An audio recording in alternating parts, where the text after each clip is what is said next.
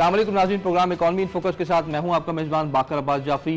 नाज़रीन, प्रोग्राम में हम 3 की टॉपिक्स पर डिस्कस करेंगे। सबसे पहले तो हम वर्ल्ड बैंक, IMF और क्या इंपॉर्टेंट डेवलपमेंट्स हैं। खासतौर पे वर्ल्ड बैंक के मुद्दों ने पाकिस्तान का विजिट किया, बात की, डिस्कशन हुई और ये बताया गया कि जो रिफॉर्म एजेंडा है, खासतौर पर पावर सेक्टर और एनर्जी सेक्टर का रिफॉर्म एजेंडा, उस पर पाकिस्तान को गामजन रहना होगा एंड द सर्टन कंडीशनल जो कि अटैच कर दी गई with the revival of IMF programme.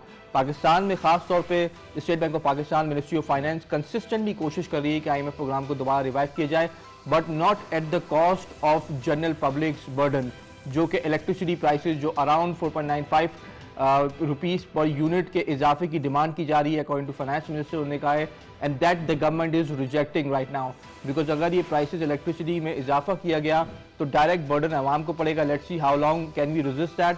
So IMF, world bank and what are the landing arrangements that we have और उसकी क्या कंडीशनैलिटीज हैं और अभी क्या सूरत हाल है प्रोग्राम के पहले हिस्से में, हम इस पर डिस्कस करेंगे। Then will move on to the remittances data और ओवरऑल डिजिटल इकोनॉमी में क्या ग्रोथ आई है उस पर बात करेंगे।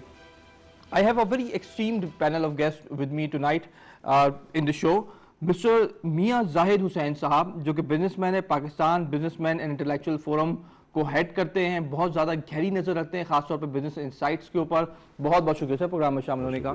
Then I have with us mister Mufassir Malik sahab, जो कि फॉर्मर प्रेसिडेंट है KCCI के, सिक्योरिटी इशूज़ पे गहरी नज़र रखते हैं। इनकी इंसाइट्स लेंगे, इनसे जानेंगे कि ओवरऑल खासतौर पर इस तनाजुल में कि अफगानिस्तान, पाकिस्तान और ये पूरी जो बेल्ट है, यहाँ पे जो इंस्टेबिलिटी हो रही है, इसको किस तरह देखते हैं, ओवरऑल बिजनेस एनवायरनमेंट कैसा है, इनसे जानेंगे। बहुत बहुत शुक्रिया सर प्रोग्राम में शामिल होने का। Then we have with us mister Ayub Mehar sahab, जो कि इकोनॉमिस्ट हैं, एशियन डेवलपमेंट बैंक को भी सर्व करते हैं, जो ओवरऑल मैक्रो इकोनॉमिक नंबर्स हैं, बहुत कम पाकिस्तानी हैं जिनको इतनी गहरी नज़र है मैक्रो इकोनॉमिक फिगर्स के ऊपर और इकोनॉमिक इंसाइट्स के ऊपर। इनसे जानेंगे इनकी इंसाइट्स। बहुत बहुत शुक्रिया सर प्रोग्राम में शामिल होने का। सबसे पहले अयूब साहब आपसे ही स्टार्ट करते हैं। वर्ल्ड बैंक का भी रिसेंटली मुज़ाकरात हुए, देन IMF का प्रोग्राम भी अभी एक तरह के स्टेलमेट का शिकार है, एंड देन हम दोबारा रीनिगोशिएट कर रहे हैं और देख रहे हैं कि किस तरह कम से कम बर्डन डाला जाए आम आवाम के ऊपर when we move forward with the next tranche. How do you see that program, थोड़ा समराइज कीजिएगा। देखिए, बिल्कुल मैं एक कंट्राडिक्टरी स्टेटमेंट इस लिहाज से है कि लोग, एक जनरल पब्लिक जो है, परसेप्शन ये है कि IMF से रीनिगोशिएट नहीं हो सकता और उनकी हार्ड कंडीशंस होती हैं। ये जनरल परसेप्शन है। मैं समझता हूँ जो ईजीएस्ट थिंग है वो यही है जो की जा सकती है। द रीज़न इसके, जब IMF से एग्रीमेंट होता है, IMF को डेवलपमेंट का लोन नहीं देता, डेवलपमेंट एजेंसी नहीं है वो, बेसिकली एक अदारा है जो बैंकरप्सी से बचाने के लिए, आपका वर्किंग कैपिटल मैनेज करने के लिए आपको फॉरेन एक्सचेंज प्रोवाइड करता है। That's only. वो देखता है 8 वीक से कम अगर आपकी इंपोर्ट रिक्वायरमेंट से कम आपके फॉरेन एक्सचेंज रिजर्व जा रहे हैं तो वहाँ IMF आके लोन सैंक्शन कर देता है। तो उसकी जो कंडीशन होती है रिकवरी से रिलेटेड कि किस तरह से दी जाएंगी, उसमें गलत फहमी आमतौर पे ये होती है कि IMF लिख के शराइत दे देता है। ऐसा बिल्कुल नहीं है। IMF बताता है कहाँ से आप ये पेमेंट करेंगे, किस तरह से वापस करेंगे, ड्यूरेशन क्या होगी, ड्यूरेशन वो खुद बताते हैं, और कहाँ से ये कलेक्ट करेंगे वो हमें बताना होता है। वो हमारे पॉलिसी मेकर्स बताते हैं, जो पॉलिसी इम्प्लीमेंटर्स हैं वो बताते हैं।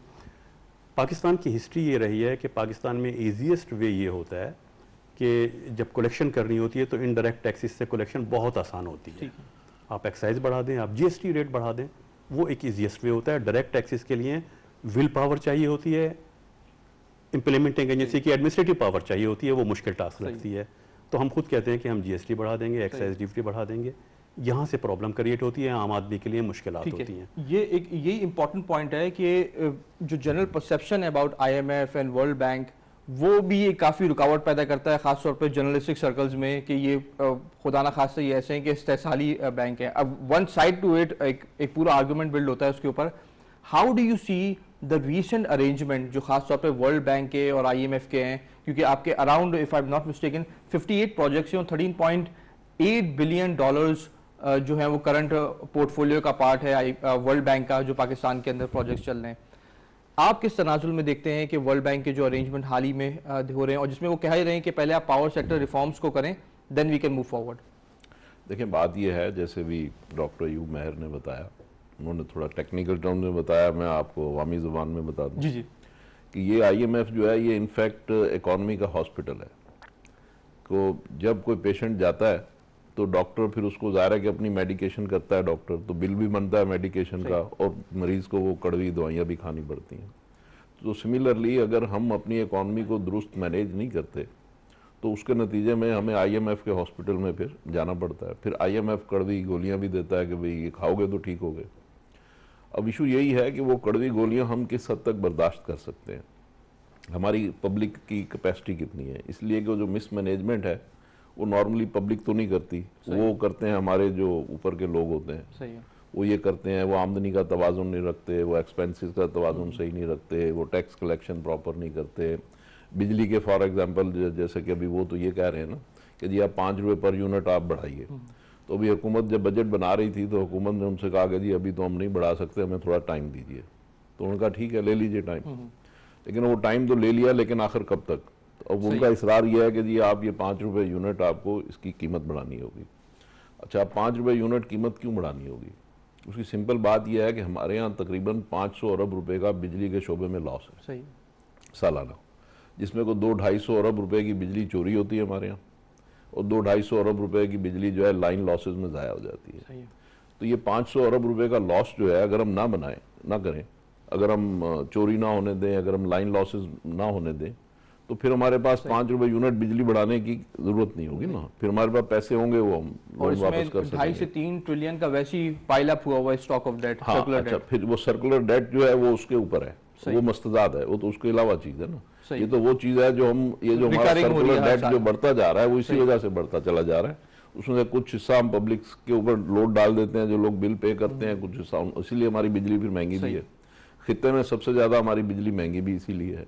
फिर हमने टेक्सटाइल सेक्टर को, या जो 5 एक्सपोर्ट ओरिएंटेड सेक्टर है, उनको हमने बिजली सस्ती दी है, इसलिए कि ताकि एटलीस्ट वो कॉम्पिटिटिव हों।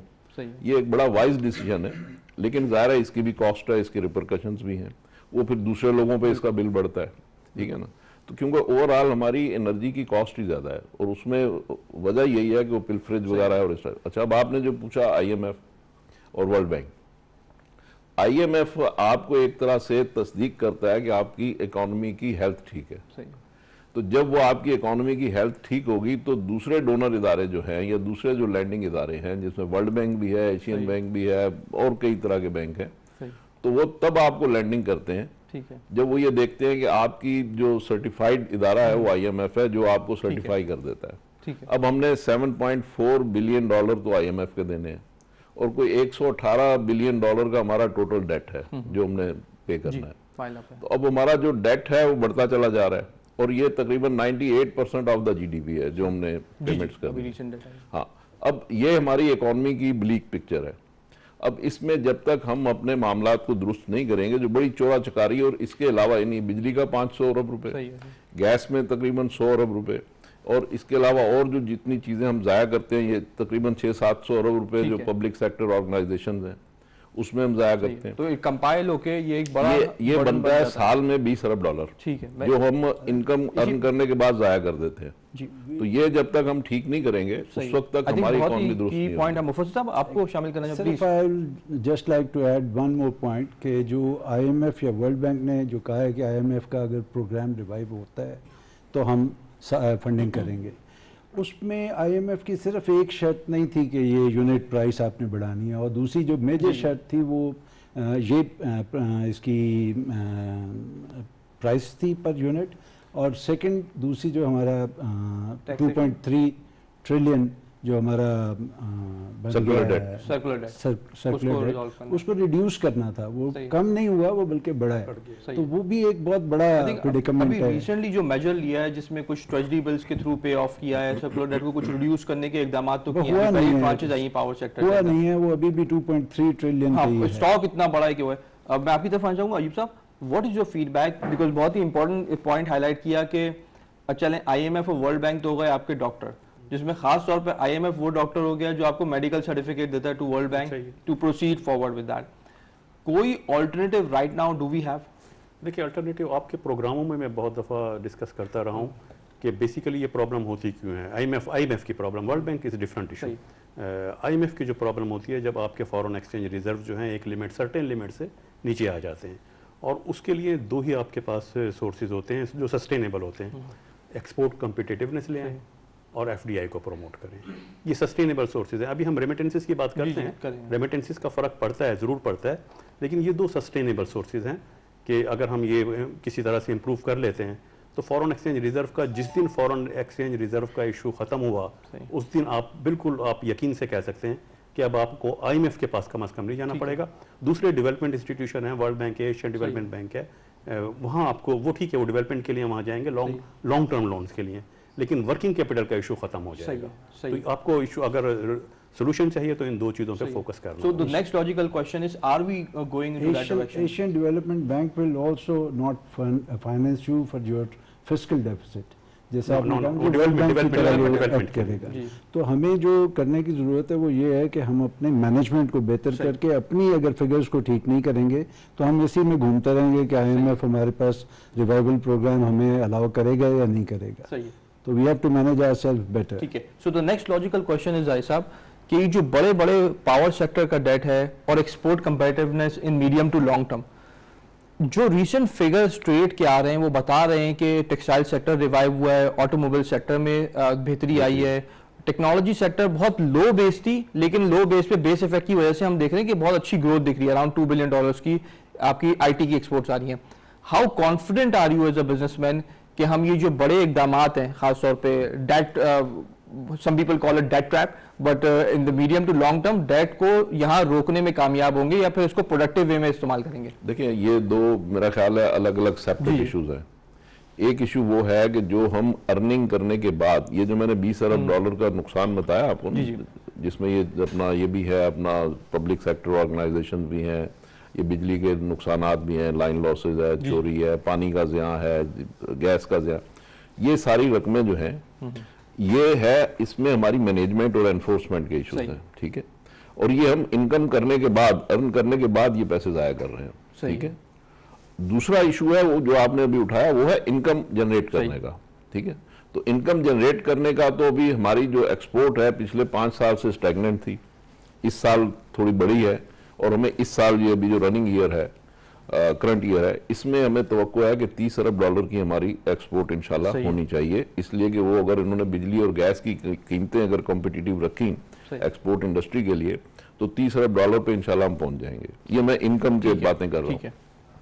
हमें जो फॉरेन रेमिटेंस है वो इंशाल्लाह हमें $32-33 अरब इस साल मिल जाएंगे। रोशन डिजिटल अकाउंट में तकरीबन $1.5-2 अरब आ गया है, $1 अरब हमें मजीद आ जाएगा। ये सारी वो चीजें हैं जो हमें सपोर्ट, मजीद रिसोर्सेज हमारे पास आ रहे हैं या आ जाएंगे। ठीक है। लेकिन दूसरी तरफ हमारी जो इंपोर्ट्स हैं वो इस साल में 72 से $75 अरब होने जा रही हैं। ठीक है। इसलिए हाँ, इसलिए कि हमने ग्रोथ भी नहीं रोकनी। अगर हम उसको स्प्रेस करते हैं या स्क्वीज करते हैं तो हमारी ग्रोथ रुकती है। तो तकरीबन $75 अरब की हमारी अगर इंपोर्ट्स होती हैं और $30 अरब की एक्सपोर्ट्स होती हैं तो जो हमारा ट्रेड डेफिसिट होगा वो 40 अरब होगा, जिसमें से 30-32 अरब हमें आ जाएंगे फॉरेन रेमिटेंस से, 1-2-3 अरब इधर से भी आ जाएंगे। तो इसमें कोई इतना बड़ा इशू नहीं है, कोई इतना बड़ा मसला नहीं है। बड़ी फिगर्स में इसमें तो हम मैनेज कर जाएंगे। इस दफा हमारा जो रेवेन्यू टारगेट है बावजूद इसके को 24% इन्होंने पिछले साल से हाई रखा है और हमारा जो ट्रेडिशन है वो 16-17% है। सही। तो 6-7% हमने रेवेन्यू टारगेट को 700-800 अरब रुपए ज्यादा रखा है। तो देयर इज अ क्वेश्चन, तो नहीं वो भी हमें मिल जाना है। इसलिए कि जो गवर्नमेंट इस दफा FBR में अरेंजमेंट्स कर रही है तो मैं बड़ा होपफुल हूँ कि हमें वो टेक्नोलॉजी से वो भी हमें मिल जाएगा। पॉइंट ऑफ सेल्स जो ला रहे हैं, ट्रैक एंड ट्रेस सिस्टम ला रहे हैं, तो वो भी हमें मिल जाएगा। तो कहने का मकसद ये है कि इस वक्त हमारी इकोनॉमी जिस पेस पे जा रही है, जो हमारी एक्सपोर्ट्स और ये सारी चीजें हो रही हैं वो बेहतरी की तरफ माइल है। हमारा GDP भी बढ़ने जा रहा है। अभी आपने जैसे लार्ज स्केल मैन्युफैक्चरिंग की दिया वो भी बेहतर है। लेकिन ये आप, मैं कहता हूँ $100 अरब की भी आप एक्सपोर्ट कर लें, इवन देन वो जो आप $20 अरब के सालाना नुकसानात कर रहे हैं वो अपनी जगह पे है। तो वो जब तक आप अपनी मैनेजमेंट ठीक नहीं करेंगे, एनफोर्समेंट ठीक नहीं करेंगे, आप इस चक्कर में हमेशा उलझते ही रहेंगे। मुफस्सिर साहब, अब क्या रिकमेंडेशन है that you would like to give to government कि ये जो लीकेजेस हैं इन पे काबू पाया जाए? बहुत से इकदाम ऑलरेडी गवर्नमेंट लेना शुरू हो गई, खासतौर पर डिजिटाइजेशन में। Will discuss that in the next part of the program. What do you think should be the way forward? I think जैसे मियां साहब ने पॉइंट आउट किया कि जो हमारे गवर्नमेंट रन इदारे हैं, जब तक हम उनके लॉसेस, मेन जो बड़े इदारे हैं उनके लॉसेस कम नहीं करते तो ये डेफिसिट को फिल करना बड़ा मुश्किल हो जाएगा। सही है। सही। इसलिए को जैसे ग्रोथ होगी ना, तो लॉसेज और बढ़ेंगे। बढ़ेंगे। आप बिजली की कंजम्पशन बढ़ेगी, गैस की कंजम्पशन बढ़ेगी, पर तो यूनिट लॉसेज बढ़ता और बढ़ जाएगा। जाएंगे। सर इसमें दो मसले हैं। एक तो जो फिगर आपने बताए हैं जाहिद मियां साहब ने, उसमें मैं वो फिगर वो नहीं है, वो MTDF जो medium term development program ministry of commerce ने जो दिया है प्लानिंग कमीशन के साथ, वो 3 साल बाद की फिगर है, नेक्स्ट ईयर के नहीं है वो। तो अभी नेक्स्ट ईयर में 72 नहीं होगी। एक्सपोर्ट की बात कर रहे हैं, इंपोर्ट की 72 की, दोनों की बात कर रहा हूँ मैं। वो दोनों फिगर जो हैं 3 साल बाद के हैं। इंपोर्ट आपकी इसी साल 72 नहीं होगी, इसी साल हो जाएगी। अपना पर्सपेक्टिव दे दीजिए। MTDF का मैं रेफर कर रहा हूँ। अच्छा, उसमें जो है उसका मतलब है 20% ग्रोथ। 20% ग्रोथ बहुत मुश्किल है। दूसरी चीज़ ये कि ये जो लॉजिस की है उस पर तो कोई डिसएग्रीमेंट नहीं हो सकता कि वो हमें एडमिनिस्ट्रेटिव मेजर्स लेने होंगे लॉजिस को रोकने के लिए। लेकिन ये जो है टैक्सेस की ग्रोथ जो है, मियाँ साहब तो खुद इंडस्ट्रियलिस्ट हैं, 17% ग्रोथ हो टैक्सेस की या 24% हो, मसला यह है कि जब आपकी GDP की ग्रोथ 4.5% हो और टैक्सेस की ग्रोथ 24% हो, तो इसका मतलब यह है कि टैक्स टू GDP रेशियो बहुत ज़्यादा बढ़ाने का एक्सपेक्ट कर रहे हैं। तो अगर GDP ग्रोथ रेट कम हो और टैक्स ज़्यादा कलेक्ट हो रहे हों, तो ज़्यादा कहाँ पड़ रही होगी? सेविंग्स पर। इसका मतलब है डिस सेविंग्स हो रही होंगी। टैक्स ज़्यादा दे रहे हैं, इनकम कम हो रही है ना, तो कहीं से तो यूटिलाइज हो रहे होंगे ना सोर्सेज। तो आप कहना चाह रहे हैं कि फेयर टैक्सेशन, फेयर, मैं क्या कहना बेसिकली ग्रोथ रेट पे हमें फोकस करें, ग्रोथ इस तरह बढ़ाएं ये कोई साइड ज्यादा टैक्स दे रहा होगा। सिस्टम में टैक्स खुद ब खुद ज्यादा कलेक्ट। ब्रॉडनिंग ऑफ टैक्स, एक तो तरीका होता है कि आप टैक्सेस के लिए केक साइज बड़ा करते हैं, सही। ओवरऑल इकोनॉमी का साइज आप बड़ा करते हैं, तो उससे आपको टैक्स ज्यादा आते हैं। दूसरा तरीका जो होता है वो ये होता है कि जहां पिल्फरेज हो रही है, जिस शोबों में जहां पे चोरी हो रही है, उनके ऊपर आप टैक्स लगाते हैं, ठीक है, तो आपकी इनकम होती है। तो ये आपको मिक्स एंड मैच करना है। एक तो गवर्नमेंट जो इस दफा ग्रोथ के ऊपर जा रही है, तो उनका मकसद भी यही है कि हम एक तो इकोनॉमी का साइज बड़ा करें, सही है, जो शौकत साहब ने कहा, और बिल्कुल सही अप्रोच है, इसलिए कि प्राइवेट सेक्टर के आदमी है। वो साइज 4.5% कह दिया ना उन्होंने, 4.5% बढ़ जाएगा। तो 4.5% का मतलब यह है कि अगर आपकी इकोनॉमी 1% या 1.8 पे थी, तो 1 और 4.5 पे अगर वो कह रहे हैं कि जाएगी, जो कि मुझे फिर उस पर भी डाउट है, लेकिन बहरहाल अगर हम उसको सही मान लें तो इसका मतलब है आपकी इकोनॉमी जो है वो खासी बड़ा साइज करने की तरफ वो जा रहे हैं। वो अगर इकोनॉमी का साइज, अगर हमारी तकरीबन 370 अरब डॉलर की इकोनॉमी थी, तो अगर उस पर अगर हमारी इकोनॉमी और एक्सपेंड होती है, तो एक तो केक साइज बड़ा होगा, उससे हमें रेवेन्यू आएगा। दूसरी चीज वही है कि फिर वो जो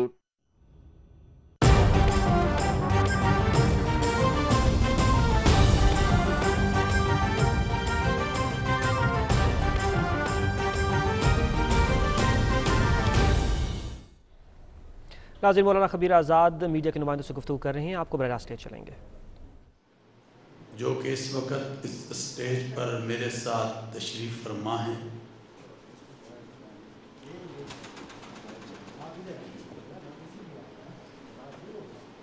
और मैं ये समझता हूँ क्या बलूचिस्तान के लोग गयूर हैं, मुहब्बे वतन हैं, और आज हम सबको मिलकर पाकिस्तान में यूनिटी, इत्तेहाद और वहदत को पैदा करना है। मैं ये समझता हूँ कि दुश्मन के नापाक अज़ाइम जो हमारे प्यारे वतन पाकिस्तान के लिए हैं, और जो साजिशें हमारे मुल्क के लिए हैं, उनको इंशाअल्लाहुल अज़ीज़ हमने मिलकर नाकाम बनाना है। ये पाकिस्तान हमारा मुल्क है, और ये महीना एक तरफ अगस्त का है, जिस महीने में अल्लाह तबारक व तआला ने हमें पाकिस्तान जैसी नेमत उज़्मा अता की, और लाखों इंसानों की कुर्बानियों के बाद पाकिस्तान वजूद में आया। आज हमारी इज्जतें इस पाकिस्तान के साथ वाबस्ता हैं। तो मैं ये समझता हूँ कि हमें अगस्त के इस महीने में दुनिया को ये बताना है कि हम पाकिस्तान के परचम के नीचे एक हैं। और फिर आप जानते हैं कि मुहर्रमुल हराम का महीना शुरू हो गया है और इस्लामी महीनों के एतबार से ये पहला इस्लामी महीना है। और आज यकम मुहर्रमुल हराम है और आज हज़रत सैयदना उमर फारूक रज़ी अल्लाह ताला अन्हो का यौम शहादत है। कल भी मैंने इस बात को किया था जब रोयते हिलाल कमेटी का ऐलान किया था कि आशूरे मुहर्रम और 10 मुहर्रमुल हराम हज़रत सैयदना इमाम हुसैन रज़ी अल्लाह ताला अन्हो और उनके अहले बैत, उनके असहाब जिन्होंने एक अजीम कुर्बानी इस्लाम की अज़मत और बका के लिए दी, उनका यौम शहादत है। और ये शहादतें हमें सबक दे रही हैं बर्दाश्त का, इस्तेकामत का, सब्र का। तो इसलिए हमें पूरे मुल्क में इत्तेहाद बैनुल मुस्लिमीन का एक अजीम मुजाहरा करना है। और ये पैगाम पाकिस्तान, जो पाकिस्तान का एक अजीम नैरेटिव और अजीम बयानिया है जिसको हमने हर घर की आवाज़ बनाना है, और ये वो बयानिया है जिसको आज पूरी दुनिया सराह रही है, और ये वो बयानिया है जिस बयानिया ने दुनिया के अंदर अल्हम्दुलिल्लाह अल्लाह तबारक व तआला के फजल से पाकिस्तान के नाम को रोशन किया है।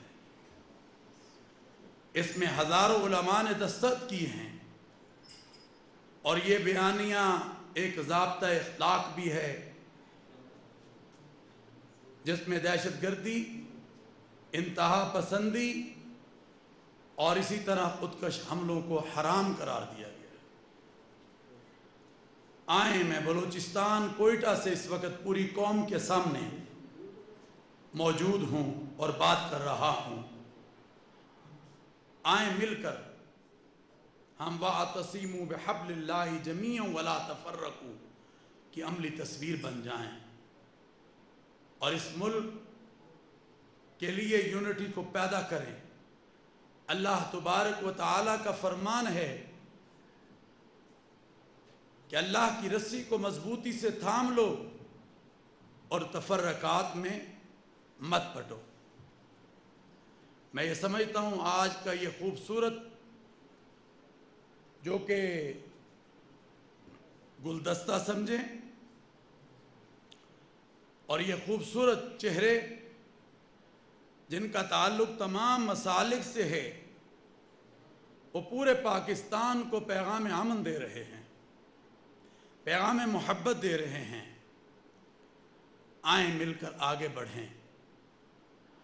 तो मैं ये समझता हूँ कि हम पाकिस्तान में, कल भी मैंने देखा कि परसों यहाँ पर धमाके 2 हुए यके बाद दीगरे, और उसमें हमारी पुलिस के जवान शहीद हुए और कुछ ज़ख्मी हैं। ये पाकिस्तानी हैं, ये पाकिस्तान की फोर्सेस हैं। पुलिस हमारा तहफ़्फ़ुज़ करती है और हम उनके ऊपर बेजा ऐसे धमाके कर कर उन्हें शहीद करते हैं। इस वाक़े की जितनी भी मज़म्मत की जाए, मैं ये समझता हूँ कि कम है। और हम उन शहीदों के लिए दुआए मग़फ़िरत करते हैं। और हिंदुस्तान और मोदी को ये बता देना चाहते हैं कि मोदी, तुम्हारा एजेंडा इस पाकिस्तान में हम कामयाब नहीं होने देंगे। ये पाकिस्तान हमारा मुल्क है और अल्हम्दुलिल्लाह अल्लाह ने हमें ऐसी अफवाज दी है, हमें ऐसे सिक्योरिटी इदारे दिए हैं, हमें ऐसे इदारे दिए हैं कि आज वो जानते हैं कि इसका हमने तहफ़्फ़ुज़ इस मुल्क का कैसे करना है। और 22 करोड़ आवाम की दुआएं आज अपनी अफवाज के साथ, अपने सिक्योरिटी इदारों के साथ, अपनी हुकूमत पाकिस्तान के साथ। आए मिलकर इस पाकिस्तान को लेकर हम आगे बढ़ें। आज हाशिम मूसवी बैठे हैं, आज मौलाना अनवारुल हक हक्कानी बैठे हैं, डॉक्टर ताउर रहमान बैठे हैं, मुशाहिद हुसैन साहब डीजी मजहबी अमूर बैठे हैं, इसी तरह हबीबुल्लाह चिश्ती साहब बैठे हैं, कारी महरुल्लाह बैठे हैं, आगा नकीबुल्लाह बैठे हैं, सरदार इकबाल खिलजी बैठे हैं और इसी तरह कारी सईद अब्दुल रशीद साहब बैठे हैं, मुफ्ती फैसल साहब बैठे हैं, अली करार नकवी साहब बैठे हैं। ये सारी दुनिया को कोयटा और बलूचिस्तान से ये पैगाम दे रहे हैं कि हम पाकिस्तान के परचम के साए तले एक हैं इंशाअल्लाह। ये बलूचिस्तान और ये सूबा खैबर पख्तूनख्वा, ये पंजाब, ये सूबा सिंध, ये गिलगित बल्तिस्तान, ये आज़ाद कश्मीर, ये पाकिस्तान है और हम पाकिस्तान के को लेकर आगे बढ़ेंगे और हम सब मिलकर इस पाकिस्तान के लिए मेहराब व मिंबर से जो अजीम किरदार उलमा का है उसको मैं ये समझता हूँ कि अदा करेंगे। आएं मिलकर हम आगे बढ़ें। हजूर अकरम नबी मोहतशम सल्लल्लाहु अलैहि वसल्लम का इरशाद है कि मोमिन मोमिन का भाई है, अल मोमिन अखुल मोमिन। और हजूर अकरम नबी मोहतशम सल्लल्लाहु अलैहि वसल्लम का इरशाद है, अल मुस्लिमु मन सलिम अल मुस्लिमून मिन लिसानिही व यदिही, कि तुम में बेहतरीन मुसलमान वो है जिसके हाथ और ज़बान से दूसरा मुसलमान महफूज रहे। और एक जगह फरमाया दूसरा इंसान महफूज रहे। तो इंशाअल्लाहुल अज़ीज़ ये आज छठी कौमी यकजहती अमन कॉन्फ्रेंस है कोयटा के अंदर। हमने पूरे मुल्क के अंदर इस कौमी यकजहती को पैदा करने के लिए इन कॉन्फ्रेंसों का इनेकाद किया और मजलिस उलमाए पाकिस्तान के ज़ेर तमाम ये कॉन्फ्रेंस इनेकाद पजीर हुई। तो मैं आज अपने मीडिया के तमाम दोस्तों का जो यहाँ से कवरेज ले रहे हैं और अवामुन्नास तक पहुँचा रहे हैं उनका मशकूर ममनून हूँ। और मैं प्रिंट मीडिया का भी मशकूर हूँ और जो हमारे अखबारात के यहाँ लोग तशरीफ़ फरमा हैं उनका भी। मैं समझता हूँ सबसे बड़ा ये ज़रिया है आवाम में बात को पहुँचाने का। और मैं ये चाहता था, हमारे ये दोस्तों ने आज का ये प्रोग्राम इनेकाद किया कि मैं प्रेस के सामने बात करूँ। तो आज आप देख रहे हैं, पूरी कौम देख रही है कि हम सब एक हैं और हम चाहते हैं कि पाकिस्तान में इत्तेहाद बैनुल मुस्लिमीन का एक अजीम जो है हर जगह से मुजाहरा जो है, जैसे आज इस स्टेज से हो रहा है, हर सतह और हर गली मोहल्ले और शहर से होना चाहिए। आए मिलकर आगे बढ़ें, तावन अलल बिर्र व तक़वा का मिस्ताक बने, नेकी के कामों में ताउन करें। हजूर सल्लल्लाहु अलैहि वसल्लम का फरमान है, खैरुन्नास मन यनफ़हुन्नास, तुम में बेहतरीन लोग वो हैं जो दूसरे लोगों को, दूसरे इंसानों को नफ़ा पहुँचाए। तो हमारा काम, क्योंकि एम्बेसडर ऑफ पीस पूरी दुनिया में पाकिस्तान में हमें कहा जाता है, हमारा काम लोगों के दरमियान वहदत है, इत्तेहाद है। आएँ, अगर इमरान खान साहब ने ये बात की है कि पाकिस्तान को मदीने की रियासत का अजीम मॉडल हम बनाना चाहते हैं, तो सिर्फ वो अकेला लीडर पाकिस्तान का नहीं बना सकता, बल्कि हम सबको चाहिए कि हम मिलकर इस पाकिस्तान को मदीना मुनव्वरा की रियासत का अजीम जो मॉडल है वो बनाएं। नाज़रीन, चेयरमैन रोयत हिलाल कमेटी मौलाना अब्दुल कबीर आज़ाद कोयटा में मीडिया के नुमाइंदों से गुफ्तगू कर रहे थे। इस मुश्तरका प्रेस कॉन्फ्रेंस के दौरान उन्होंने कहा कि बलूचिस्तान के लोग मुहिब्बे वतन हैं, दुश्मन के अज़ाइम को खाक में मिलाने के लिए कौमी यकजहती की ज़रूरत है। उन्होंने मुहर्रमुल हराम के हवाले से कहा कि मुहर्रमुल हराम का महीना शुरू हो चुका है। ये महीना हमें सब्र और बर्दाश्त की तलकीन करता है। न्यूज़ स्टूडियो से फिल वक्त इतना ही।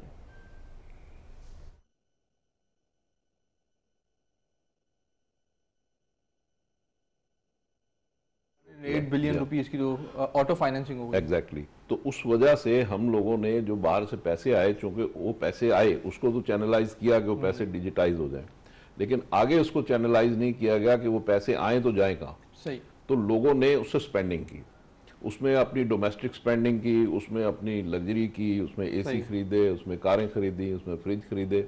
अगर उसको भी हम इंडस्ट्री में लगाते, वो पैसा इंडस्ट्री में जाता। अब अलमिया यही है कि बाहर से हमारे जो पाकिस्तानी हैं वो अगर यहाँ पैसे भेजते हैं और यहाँ आके कोई इंडस्ट्री लगाने की कोशिश करते हैं तो उनके साथ फ्रॉड हो जाते हैं। सही। कोई ऐसा इदारा या कोई ऐसा स्ट्रक्चर्ड सिस्टम नहीं है कि जिसमें वो बेखौफ वो अपनी इन्वेस्टमेंट कर सके। अगर 100 आदमी आगे यहाँ पे इन्वेस्टमेंट करते हैं तो 98 जो है वो फ्रॉड का शिकार हो जाते हैं, और कोई एक दो ही बड़ी मुश्किल से उसमें सक्सेस होती है उनको। इसलिए जरूरत इस चीज़ की है कि गवर्नमेंट के इदारे जो हैं उसमें ऐसे प्रोफेशनल इदारे और ऐसे सिस्टम्स होने चाहिए कि बाहर से लोग जो हैं वो जो भी पैसे भेजें वो कहीं ना कहीं कारोबार में एसेट सेव रहे हैं उनका। किसी ना नहीं, वो पैसा एसेट तो सेव है उनका, वो या तो लग रहा है जाके कोई वो प्लॉट खरीद रहे हैं या प्रॉपर्टी खरीद रहे हैं या कार खरीद रहे हैं, तो वो चीज जो है ना वो कारोबार में नहीं लग रही। अगर वो कारोबार में लगे और बिजनेस में लगे, इंडस्ट्री में लगे, तो उसके देखिए बात यह है कि अगर एक आदमी जो है वो $5,000 महीने का भेज रहा है तो उससे इंडस्ट्री तो नहीं लग सकती। ठीक है। तो इसका मतलब यह है कि वो पैसा खर्च तो हो सकता है, इंडस्ट्री नहीं लग सकती। उस पैसे को पूल किया जाए, पूल करके, और उसमें कोई ऐसे सिस्टम्स बनाए जाएं, गवर्नमेंट उसको इंट्रोड्यूस करवाए कि ताकि वो पैसा जो है वो इकोनॉमी में इन्वेस्ट होना शुरू हो जाए प्रॉपर तरीके से। तो उसमें फिर वो जो तरीका है जो हमारी चौक फिर ऑटोमेटिकली हमारा बिजनेस भी बढ़ेगा, लोगों में खुशहाली भी आएगी और लोग अपने पैरों पर। अच्छा, ये जो टेक्निकली आपने बात की ना, इसको आपसे this is called fixed capital formation to GDP, कि कितना आउटपुट जा रहा है नया इन्वेस्टमेंट के अंदर। ये देखिए, ये इशू आपका नहीं है, ये तकरीबन 2 से 3 डिकेड का इशू है। 2 से 3 डिकेड हो गए हैं जिसको मैं ऑब्जर्व कर रहा हूँ। स्ट्रेटेजी ये बनाई थी बैंकिंग और मॉनेटरी पॉलिसी जो हमारी थी कि कंज्यूमर ओरिएंटेड सोसाइटी हमने डेवलप की, वो हमने खुद की, जिसमें यह था कि बैंक्स के जो ज़्यादातर पोर्टफोलियो में जो बड़ा साइज था, बैंक ने प्रेफर किया कंज्यूमर ड्यूरेबल्स के लिए लोन के। उसमें ऑटो फाइनेंस भी है, उसमें पर्सनल लोन भी है, उसमें दूसरे प्लॉट्स, हाउस बिल्डिंग वगैरह, इस तरफ चले गए। इससे पहले 3 डिकेड से पहले ट्रेंड ये होता था कि इंडस्ट्री को ज़्यादा लोन दिया जाता था। कंज्यूमर ओरिएंटेड हम इसलिए हो गए, ये हमारा एक थ्योरी थी कि कंज्यूमर साइड से डिमांड ड्राइव इकोनॉमी डेवलप होगी, कंजम्पटिव इकोनॉमी होगी, डिमांड चीज़ों की, गाड़ियों की डिमांड क्रिएट होगी, ड्यूरेबल्स की डिमांड क्रिएट होगी, इलेक्ट्रॉनिक्स की डिमांड क्रिएट होगी, तो वो फिर अल्टीमेटली इंडस्ट्री डेवलप वो एक्चुअली ट्रांसलेट हो गया इंपोर्ट डिमांड में, इंपोर्ट में चला गया। एग्जैक्टली यही मैं कहना चाह रहा था। इसमें मैं एक पॉइंट आपकी इजाजत से ऐड करना चाहता हूँ। देखिए बस एक सेकंड, बस एक जो आप चले करें। दूसरा जो हुआ इसमें, दूसरा चीज़ ये हुई कि बैंक का एक अभी 3-4-5 सालों में एक और चेंज आई कि बैंक का एक बहुत बड़ा पोर्टफोलियो जो है वो डेफिसिट फाइनेंसिंग में यूज हो रहा है। कमर्शियल बैंक गवर्नमेंट को लोन दे रहे हैं, जैसे 2.4 बिलियन इस साल भी टारगेट रखा है, 2.4 ट्रिलियन। तो वो लोन जो इंडस्ट्री में जाना चाहिए था, या तो वो डेफिसिट फाइनेंसिंग के लिए यूज हो रहा है या कंज्यूमर फाइनेंसिंग के लिए यूज हो रहा है, जिसको ये आज की प्रॉब्लम नहीं है, ये 2-3 डिकेड्स की प्रॉब्लम है। ये यहाँ हमें प्राइमरी चेंज चाहिए, बेसिक चेंज चाहिए, मॉनेटरी पॉलिसी। मैं टेंड टू डिफर विद मियां साहब के जो लार्ज स्केल इंडस्ट्रियल डेवलपमेंट हम परसेंटेज में देख रहे हैं 14% है, वो एक्चुअल 14% एक्चुअल है नहीं, चूँकि वो पिछले 2-3 सालों में डेफिसिट में चले गए थे। आप वापस अब आए हैं, डिमांड थी, तो वो एक तो वो थी। सेकेंडली कि जी ऑटोमोबाइल सेक्टर ने बहुत अच्छा पिछले सालों में परफॉर्म किया है। वो क्यों किया है, उसकी वजह क्या है? उसकी वजह यह है कि पाकिस्तान में आपने इंटरेस्ट रेट को थोड़ा कम किया, ठीक है, लोगों ने गाड़ियाँ खरीदी। ठीक है, जिन सालों में आपने इंटरेस्ट रेट को बहुत बढ़ा दिया था उसमें ऑटोमोबाइल इंडस्ट्री आपकी तकरीबन बैठ गई। तो वो एक सेक्टर, वो फिगर जो है वो उसको रिफ्लेक्ट कर रही है। सेकंड जो बात डॉक्टर साहब ने की कि दो तरीके हैं फिस्कल डेफिसिट को कवर करने के। एक तो या हम मुल्क से बाहर किसी से पैसे लेके आए गवर्नमेंट, या with in the country generate करें। वो बैंकों से आपने पैसे लिए तो डोमेस्टिक डेट बढ़ गया आपका। अगर फॉरेन डेट आप पब्लिकली दिखा रहे हैं कि जी वो स्टैग्नेंट है या बहुत नॉमिनल बढ़ा है, तो डोमेस्टिक डेट देखेंगे तो वो ब्रिज करेगा उस गैप को। तो टोटल डेट आप कह रहे हैं, total stock of debt foreign plus local वो कंसिस्टेंटली बढ़ रहा है। यस, ऐसी बात तो आपका 7.84% की ऑटो की तमाम ग्रोथ देखेंगे ना, ऑटो सेक्टर की ग्रोथ अगर 2018 से कंपेयर करेंगे तो 18% डिक्लाइन है। जी देखिए, नहीं हम तो ये बात करते हैं कि जी इस वक्त आप सड़क पे जाएं तो गाड़ियों की, मोटरसाइकिलों की आपको बाहर नजर आएगी नए नए मॉडलों की, ठीक है।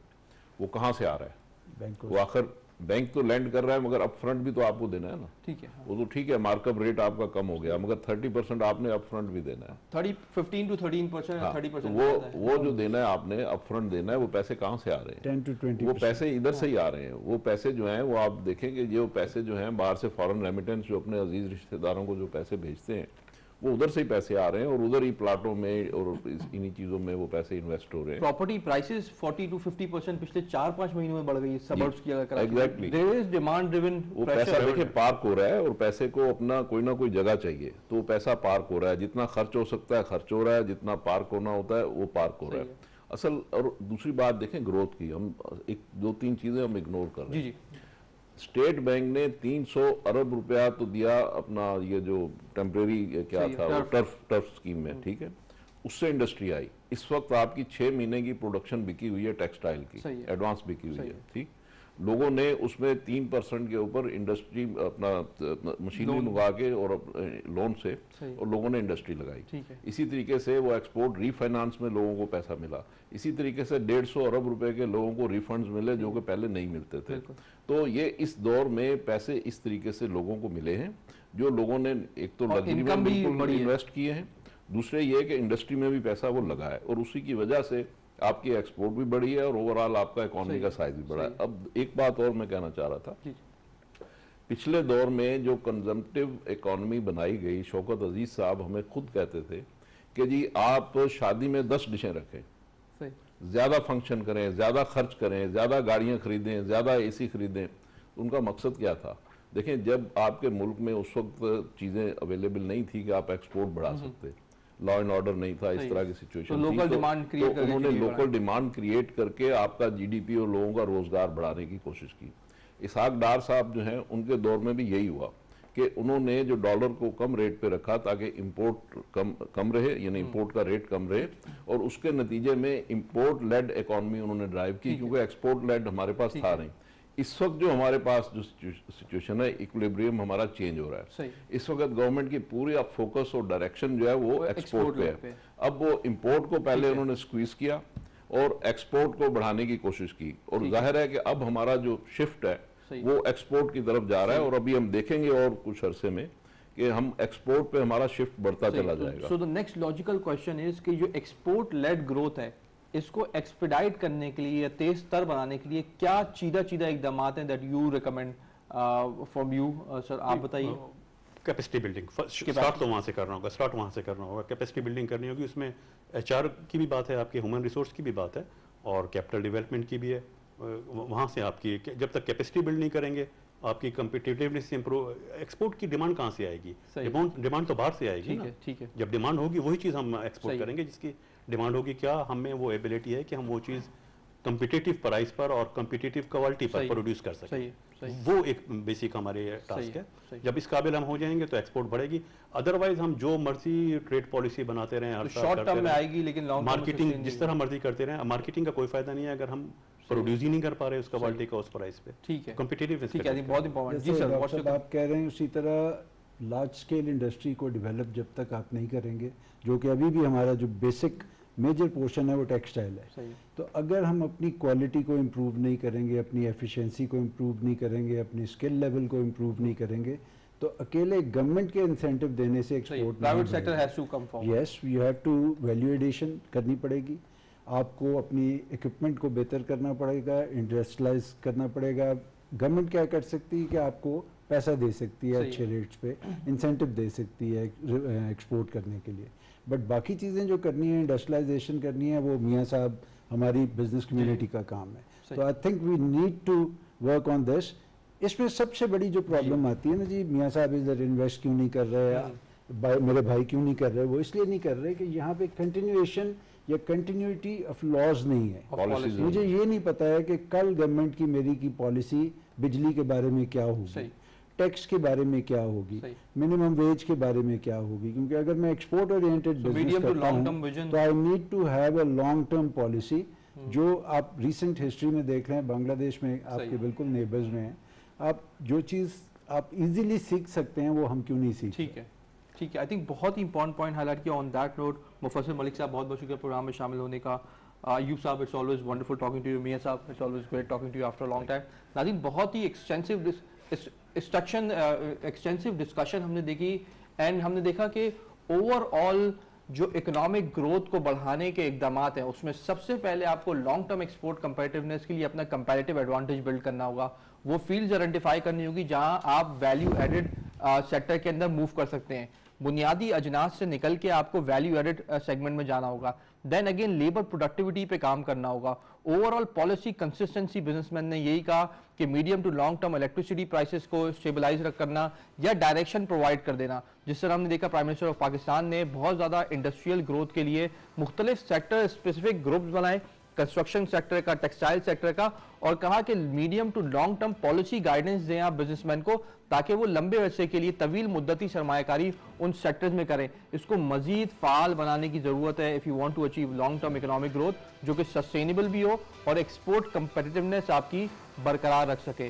नाज़रीन, इसके साथ ही हमारे प्रोग्राम को खत्म हुआ चाहता है। अपने मेज़बान बाकर अब्बास जाफरी को इजाज़त दीजिए। अल्लाह हाफिज़।